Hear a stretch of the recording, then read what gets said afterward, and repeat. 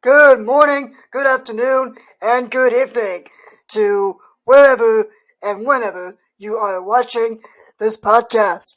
Welcome to the very first episode of The Thinking Cap.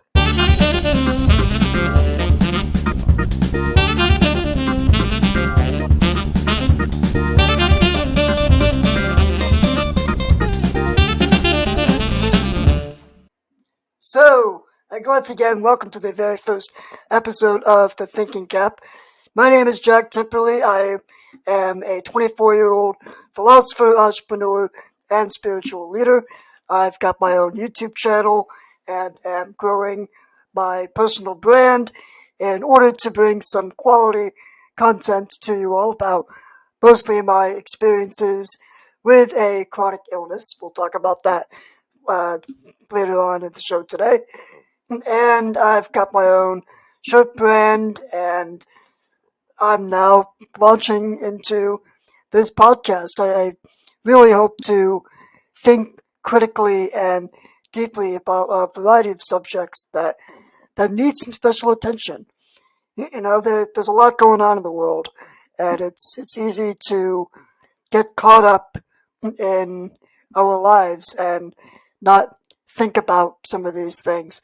For example, we have about 70,000 thoughts per day. Isn't that amazing? 70,000. How many of those do you actually entertain per day? A handful? 5, 10? We probably talk about a lot of them in our heads. But that's why we've got this podcast, to really think things through. So, if you heard during the intro, this is powered by Riverside. That's the software that's making this podcast possible today. I'm going to leave a link in the description below if you're watching on video for if you wanted to start your own podcast. Riverside just made things so much easier for me to be able to get started with podcasting, and hopefully it will allow me to expand and grow in the future. That's the dream. So we are live, not really live if you're listening to this later, but we are hypothetically live on YouTube, Facebook, LinkedIn. These will be on TikTok as well. And for you audio folks, we've got you on Spotify, we've got you on Apple and Google Podcasts. So make sure you follow, subscribe to all of those different channels just at the Thinking Cap or the Thinking Cap podcast. You should be able to find all the content there. So, without further ado, let's make sure we get on our thinking caps. There we go. As we dive into today's topic, breaking free from chronic illness and disability. So, let's start off with defining exactly what chronic illness means. Then we're going to go into some of my stories with chronic illness and disability, what some of the situations I have faced in the workspace are, as well as how you might be able to again break free from the mindset of chronic illness and disability. We're going to take a look at all that. So let's start off with chronic. So if we break apart the word chronic illness, the first word is chronic. And what I realized was something very interesting is that the phrase chronic illness, chronic meaning persisting for a long time or constantly occurring. If you take these two words and you break them apart, they have a different meaning apart than they do together. So that'll be very interesting to look at. So again, chronic, persisting for a long time or constantly occurring. So if something is chronic, again, we think of it long term, but a lot of the time our minds immediately go to this is not only for a long period of time, but it's never ending, if you will. It's for life as we think about it, or at least that's how I used to think about it. That's how a lot of people think about it. something that you can't change. And in a lot of ways, that is true. We don't have too much control over our bodies, but we have an incredible control over our mindset, and we're going to talk about that a little bit later, too. So let's think about the word chronic. An illness, a disease or sickness affecting the body or mind. What do you think about when you think about disease? What's the first thing that comes to mind? COVID? Chickenpox? Maybe another kind of spreadable disease? Are all conditions, medical conditions, spread? Are they all disease? I've always had an issue with the term disease. Maybe that's just me, though. But sickness affecting the body or mind. Not all sicknesses are there to stay, there to last. For example, you might have a cold or a cough like I just did. That does affect the body, but I wouldn't necessarily call it an illness in a sense. And the other thing is, sickness affecting the body or mind, half the battle, as we're going to find, as I have found through a lot of my experiences, half the battle is in the mind. So if we can change our mindset around illness and around chronic, then maybe we can begin to see that it doesn't have to affect, quote unquote, our body or mind long term. Now, one interpretation I'm thinking of is chronic affecting the body for a long time. Now, the experience of chronic illness can affect our mindset for a long period of time, but affect is an interesting word there, right? Because that could mean for betterment or detriment, and a lot of that falls on us. That a lot of that falls on our mindset. For example, I could use my experiences like I am, as it has affected me, to motivate me to go ahead and persevere in spite of the chronic illness, despite the condition of the body. Because that's what the body is, too. It's a condition. The body itself is a condition of life. That's part of what keeps us alive. We'd like to say that our bodies, as long as our bodies are alive, you would say that we are alive, right? So the body is a very important part of our story, and it's what keeps us alive. And I'm a very spiritual person, so that's another story we can talk about at a later date. But let's think about chronic illness as terms, and let's think about, I want to invite you to think about what chronic illness means to you. So let's think about this some more. I want to tell you a story about thinking in terms of probability versus possibility. So, excuse me, I was born with Fanconi anemia. It is a rare genetic condition that affects mostly the bone marrow at some point in your lifetime, as well as a high likelihood for cancers at some point in your life as well. Now, I received a bone marrow transplant at the age of 3, after about 4 dozen or so procedures requiring anesthesia. That's another story for another day as well.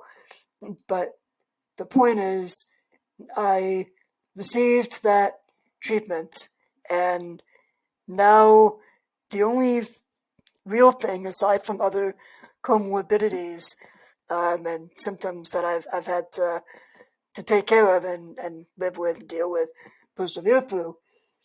But mostly FA affects me now by giving me just a high likelihood of developing cancers in life. And when you really think about it, what does high likelihood mean to you? High likelihood is not a guarantee. That's what I'm going to argue here. So I've gone to many conferences involving people with Fanconi anemia and other conferences surrounding people with various chronic illnesses. And I notice that the message that a lot of doctors and scientists will give us is that cancer is an inevitability, that we have to plan for cancer to occur. But they're conflating probability with possibility. And so cancers, yes, probably will develop at some point in my life. But it is very possible that I don't get any cancers. The possibility might be a little slimmer, might be, say, I don't know, 25%, even, let's just say. And the probability of getting cancer is, let's say, for argument's sake, 75%. I like those odds of 25%. It's not probable. I should prepare for if, it's more like an if I get cancers in my life. But I should embrace the possibility. Shouldn't we embrace possibility? Because if we plan for cancer, if we plan for something bad not bad necessarily, but if we plan for a less desired outcome in the future, then that possibility never becomes possible. Whereas if we were to embrace the possibility that I could not get a cancer at some point in my life, then we could live without fear and without planning for that less desired outcome. Because when we plan for that less desired outcome, we start to attract it. I've known people who have been diagnosed with a certain health condition and given this diagnosis, and they plan their whole lives as if they're going to die from that, or if they're going to get to that less desired outcome. And it's sad to see, honestly. Now, I refuse to live that way. Not just because I would fully accept if I got that cancer at some point in my life, I would accept that less desired outcome. However, I don't want to plan for it. I don't want to attract it, because it's still possible that that's not going to happen. So here's another example. Fanconi anemia is whatever the term is, recessive gene, which means both parents have to have the gene carried in their DNA in order for the each birth, to have a 25% chance of actually getting it, not just carrying it, 50% chance of carrying FA and 25% chance of getting it. It was probable, they didn't know, by the way, that they had carried FA, that there was a possibility, but regardless of their knowledge, there was still a biological probability that I would not have gotten FA. I would not have been the birth with FA. But the 25% chance did happen. The possible became reality. Again, regardless of the epistemic involvement in it. So let's take another thought here.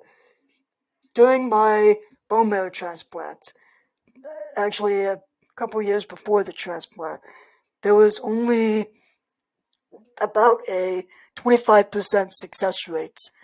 Again, with the 25, right? There was only about a 25% success rate for bone marrow transplants at the time. And I still received a successful bone marrow transplant from an unrelated donor. It was still possible, and the possible became a reality. No, I thankfully did not even end up with any short-term, I'll say, or long-term severe complications.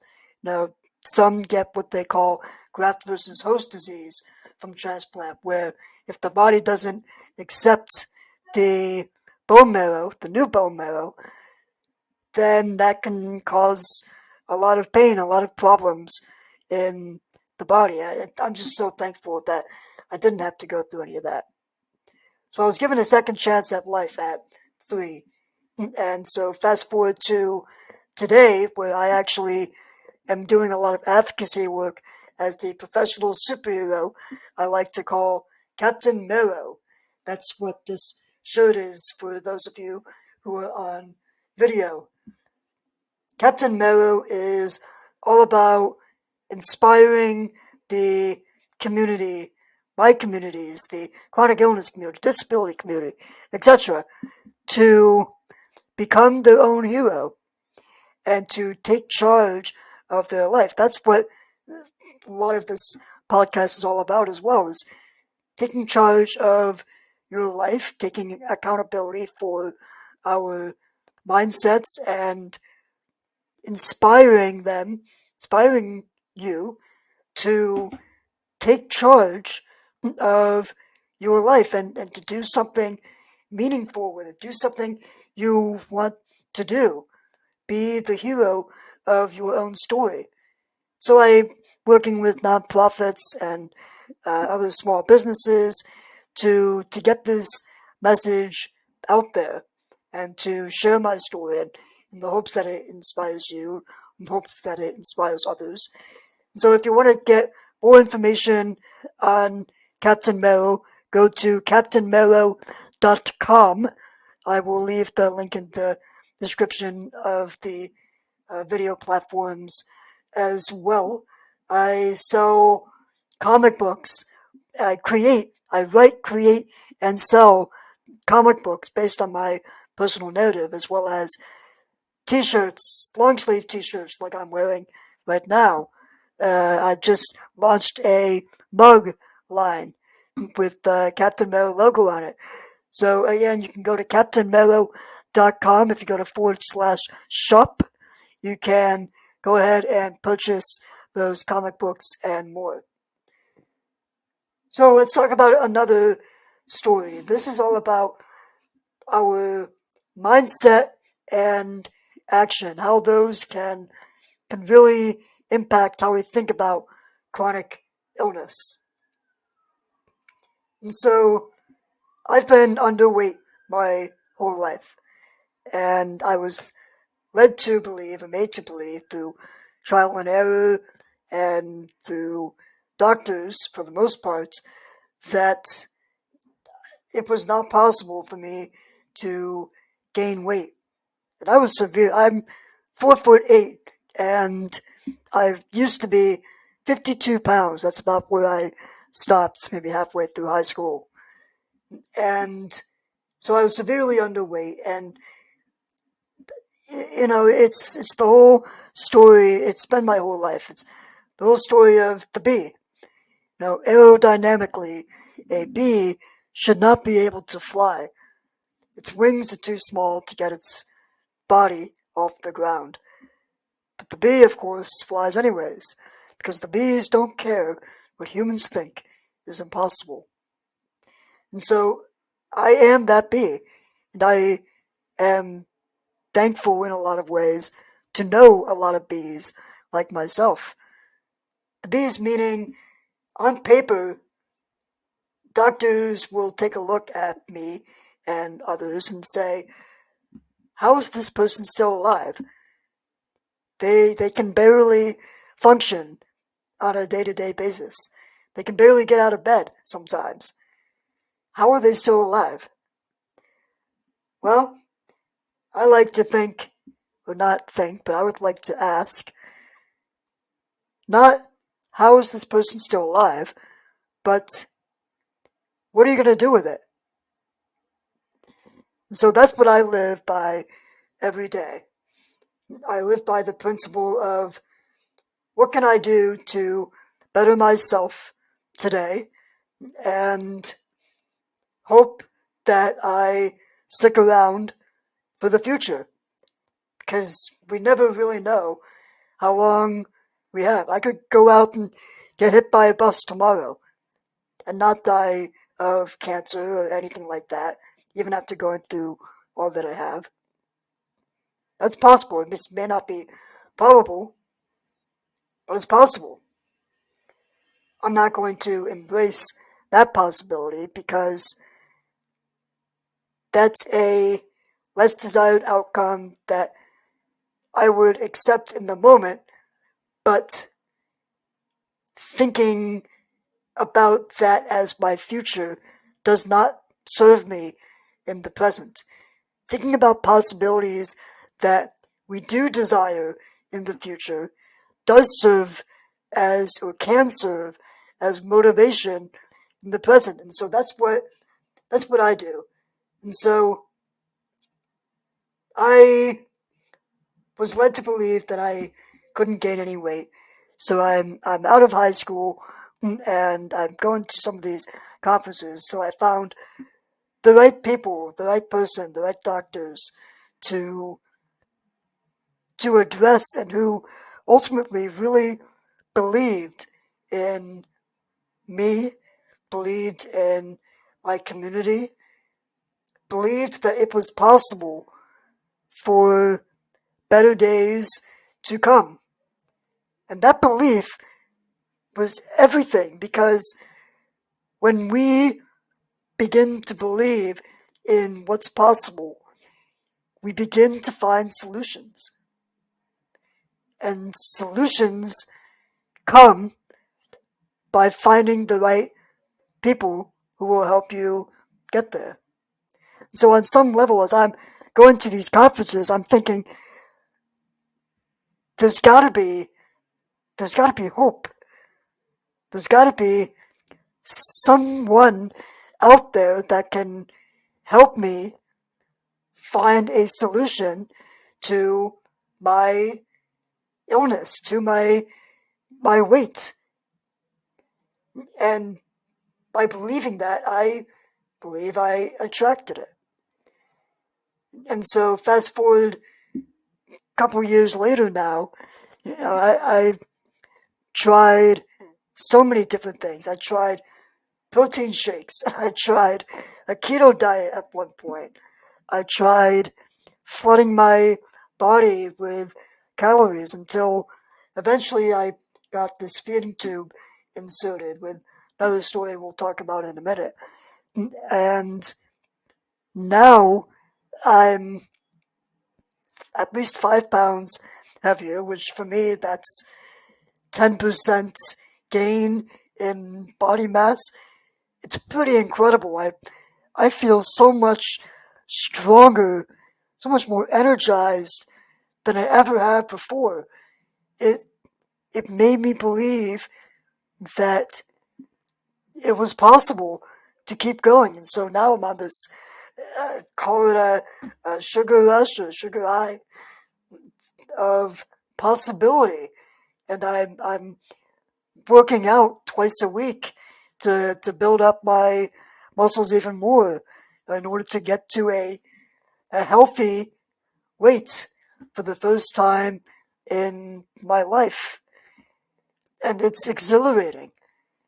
It made me think that what if chronic is not for life? What if illness is not for life? What if we don't have to accept where we are now? We can accept where we are now if it serves us in the moment, but long term, if we think about the possibility that things can get better, again, we will look for solutions. And we can get ourselves out of that chronic mentality of illness, of disease, however you want to think about it.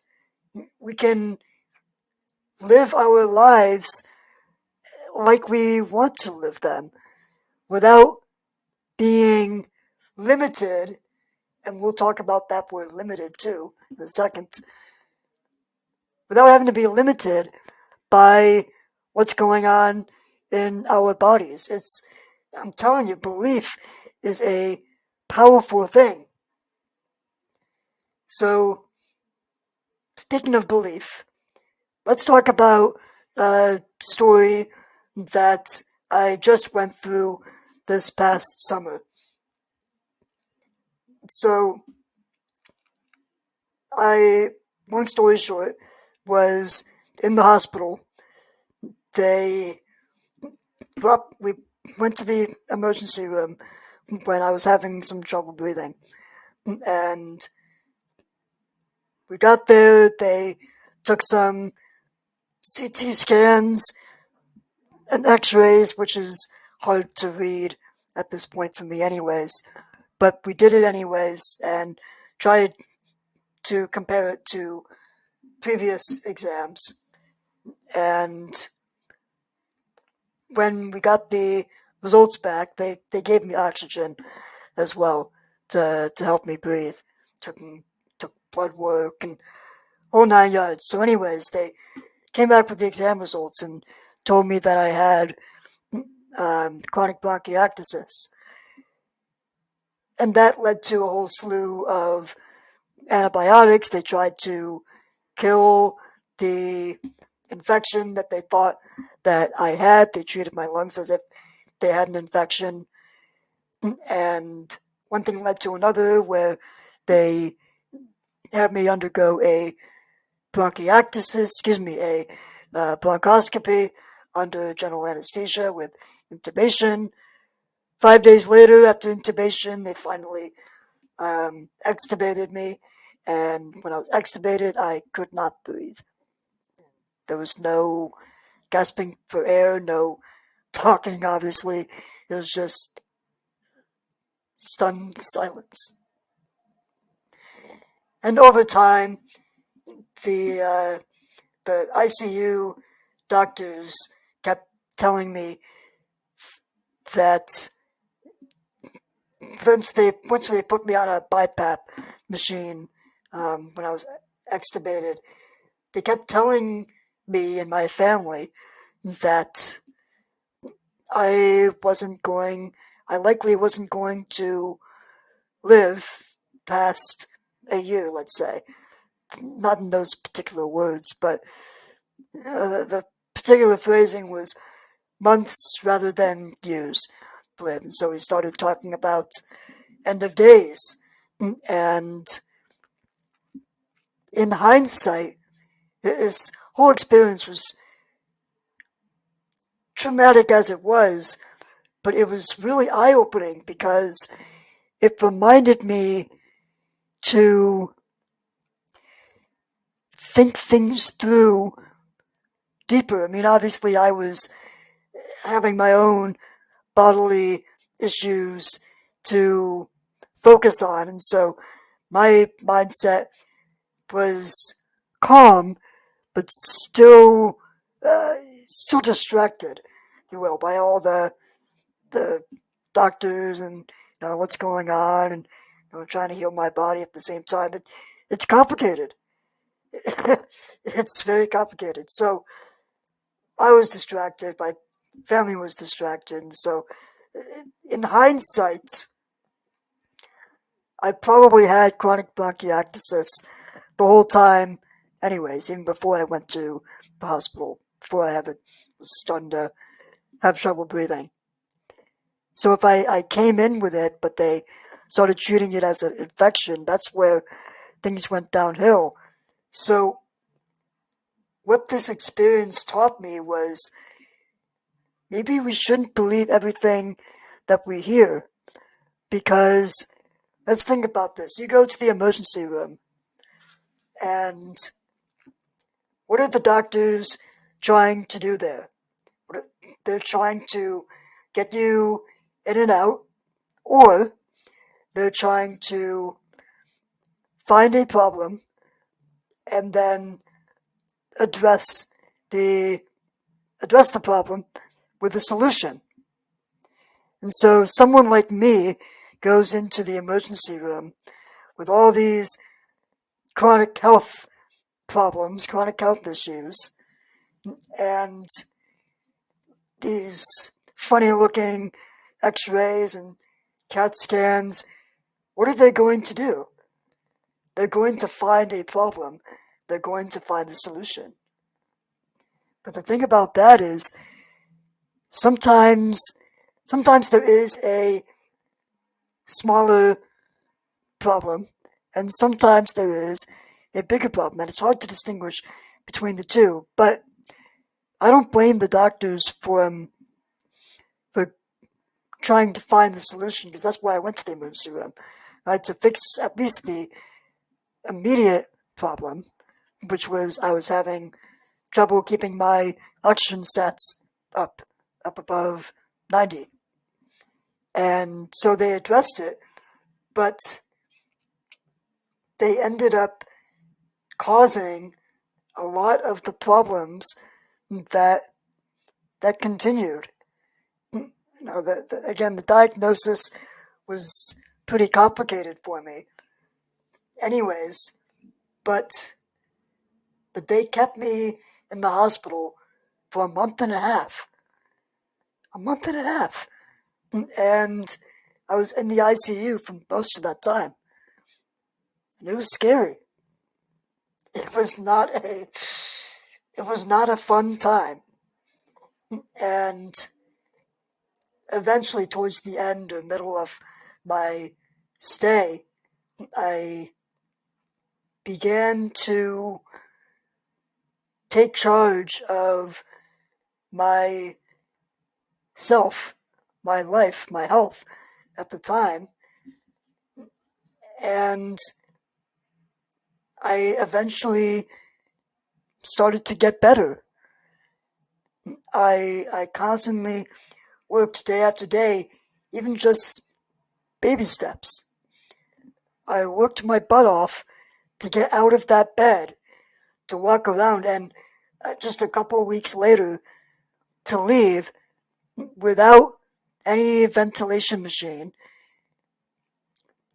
semi-walking, able to at least navigate myself around a room, go to the bathroom, shower, and whatnot. It was still not easy at the time, but I could do it. And I pushed myself to get out of the hospital, to get out of that mindset. If I wanted to stay in that hospital for longer, I probably could have. I mean, 24-hour nurse service, they've got TV in the room, most of them. They've got games, they've got couches. All things considered, it's a fairly nice place. At least where I was at Cincinnati Children's Hospital. I understand not every hospital is like that, but still, if I wanted to stay, I could have. And who benefits from that? The hospitals. They're getting all the money the longer you stay. And so they are profiting off of our sickness. And I know that might sound like a cynical thing to say, but it's the truth.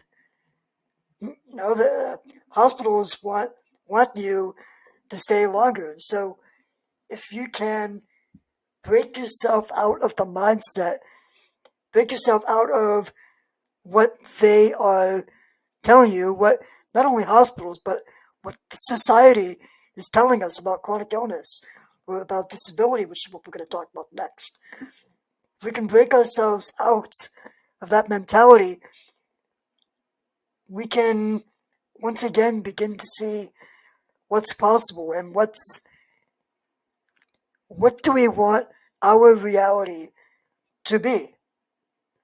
Because in a lot of ways, the reality that is put upon us by those who profit on us is not always does not always have to be our personal reality.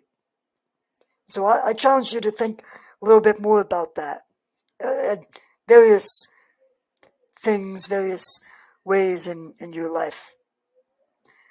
So let's talk about disability next. So once again, we're going to start off with a definition, and we'll see if we can diagnose it and go from there.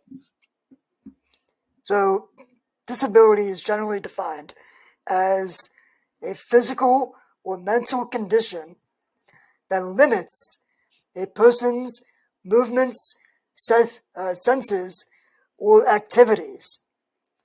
Key word I want you to think about: limits. What does that mean to you? Physical limits? Mental limits? Both? Something else? Let's think about this. I never really defined myself as having a disability, but it's usually assumed on me. Again, I'm a 4'8", nearly 60-pound man, and so I stand out. But technically, I don't qualify for the definitions of disability that various agencies, businesses, people on the street, I don't necessarily align with their definition of disability because of that word limits. That's always thrown me off guard because I don't let my physical limitation limit me in carrying out daily activities. Sometimes, yes, my lungs could be a little more restricted someday. Technically, I do have a vocal cord paralysis if I sound a little off sometimes, or my voice cracks. But I'm talking, I'm breathing, I got cataracts, but I'm seeing. I got minor hearing loss, but I'm hearing and I'm listening. I can smell, I can eat, I can breathe, I can walk, I can carry out all these activities, and clearly, at least I think so, my mind is pretty sharp. I'll let you be the judge of that, though. And so, limits, again, is that key word. What truly limits you if you define yourself with a disability? Because it's very easy to fall into a victim mindset.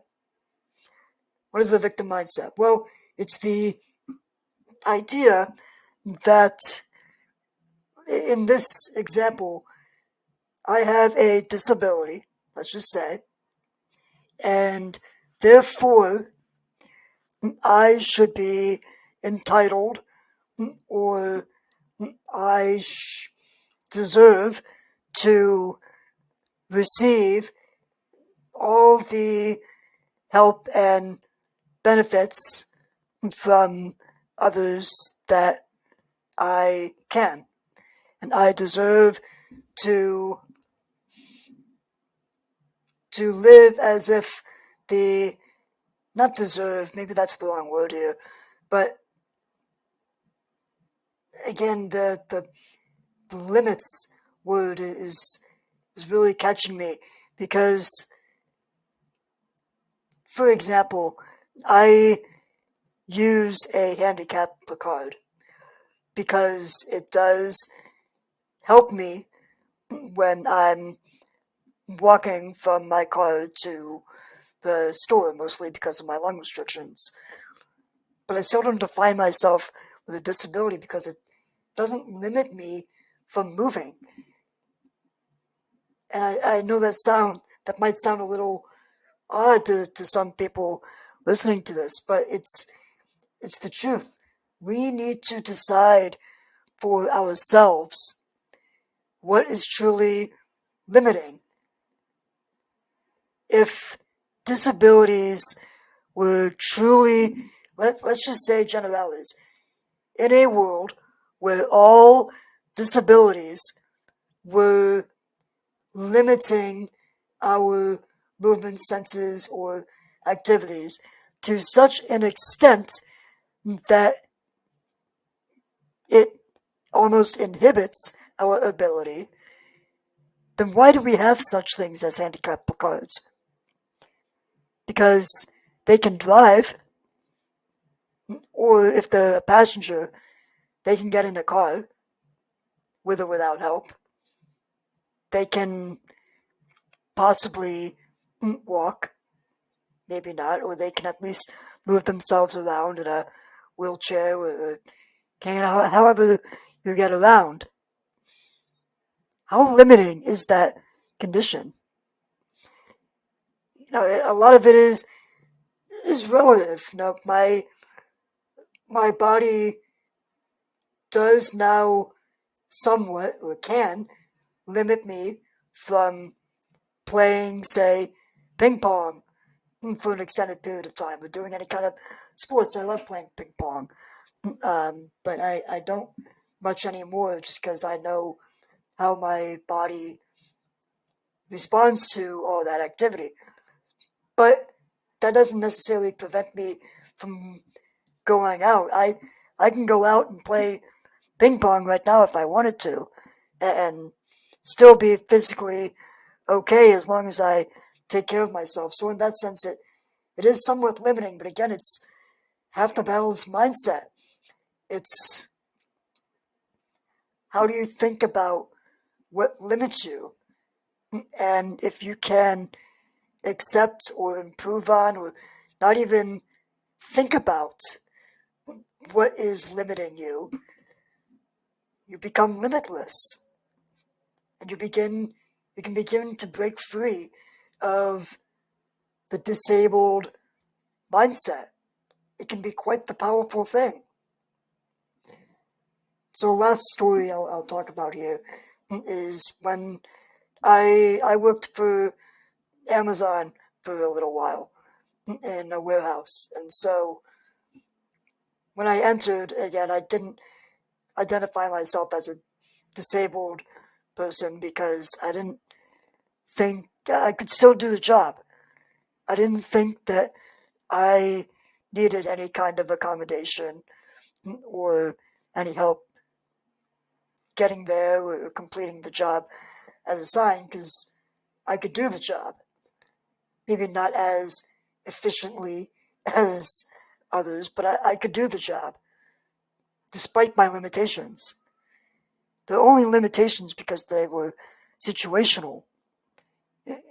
Being in a warehouse environment, I was picking up a lot of boxes, but I was able to only pick up the boxes that I could carry, that I could lift. So that wasn't limiting to me. It was only limiting to me when a 50-pound box came down the line, and I didn't even need to touch that anyways, because I couldn't lift it. It wasn't safe to lift. And so I didn't. I left it to somebody who could. So that's not really a limitation if you're not expected to do exactly what everybody else is doing in a different way, if that makes any sense. So eventually I did have to apply for accommodations in that position as well as in a human resources position later on with the same company. And overall, it was an eye-opening experience. In some ways, it was exhausting, and in other ways, once I got what I needed, it was very beneficial to me. But I learned that our disabilities, a lot of the time, are situational. We're only disabled or limited, if you will, by our surroundings. So what kind of disability is that?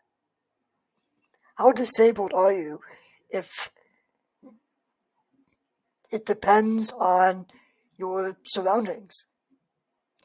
If you were to live in your house all the time, never leave the house, and you can get around, you can cook, you can do what you needed to do on the house, you could not be considered disabled. If doing your, if carrying out your life actions and movements and activities and senses doesn't prohibit you from living your life. And so again, when we think about chronic illness and disability, I want you to think deeply about what that means for you and how might you be able to let go of what others have told you limits you. If you can take charge of the things that are in your control, including your mindset that is entirely within your control, then perhaps you can start to break free of the idea of chronic, long-lasting illness or disability, and you can begin to live the life that you want to live, despite or because of it, or both. I know I am. So thank you very, very much for joining this very first episode of The Thinking Cap. I hope you learned a lot. I hope you start to think some of these things through. Make sure to follow The Thinking Cap or The Thinking Cap podcast on our various social media channels, YouTube, Facebook. We'll be on LinkedIn soon. TikTok is up there and active. Make sure to also follow my personal pages if you would like at Jack Timperley. That's Timperley for those of you on audio. You can go to jacktimperley.com for all of those links.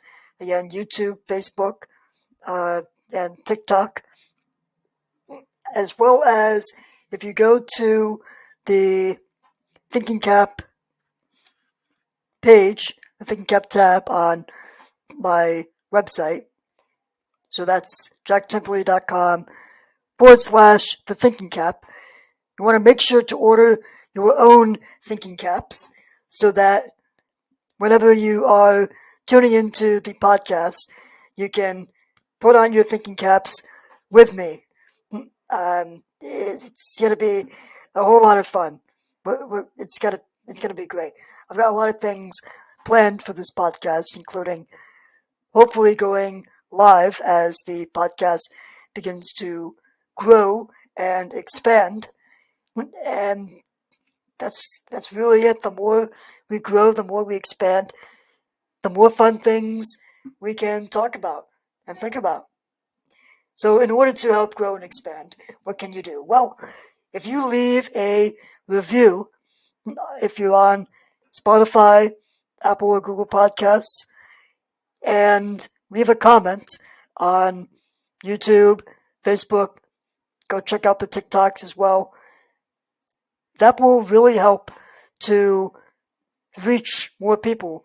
And it will tell the algorithms of those platforms to boost this content and to keep sharing this podcast with more people. And so, yeah, I'm very excited for everything that is to come. Once again, jacktemperley.com/the thinking cap to get those hats. If you wanted to shop for the comic books and the apparel and mugs for Captain Marrow, go to captainmarrow.com. Captain Marrow's got its own social media presence as well. You can find them on the same platforms. So thank you very much for tuning in, and I hope to see you and hear you in the next episode.